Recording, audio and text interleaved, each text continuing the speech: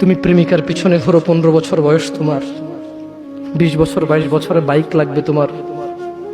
তোমার বাবা বিয়ে করা সত্ত্বেও সে তার যৌবন কাটাতে পারেনি তার বউয়ের সাথে, মানে তোমার মায়ের সাথে, তোমার জামা কাপড়ের ব্যবস্থার জন্য। তুমি বুঝো যুবক, তোমার বাবার বয়স এখন 40, সে তোমার মার কাছে আসলে আর অনুভূতি নেই, তার শক্তি কমে গেছে। তুমি বুঝবা না যুবক।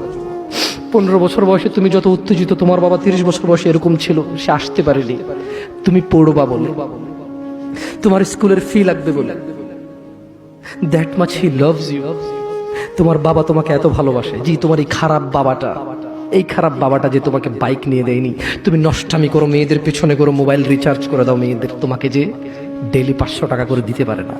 এই লোকটা যদি 60 বছর বয়স পায়, তার জীবনের 20টা বছর, সে এমন 20টা বছর, যে 20টা বছরে সে হাড় ভাঙা পরিশ্রম করতে পারত, করছে, তোমার মায়ের দেখা সে পায়নি।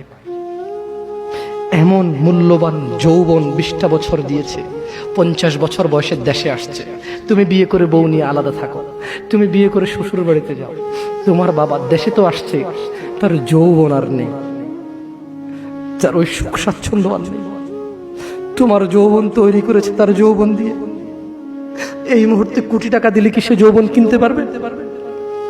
তোমাকে তোমার বাবা এত ভালোবাসে।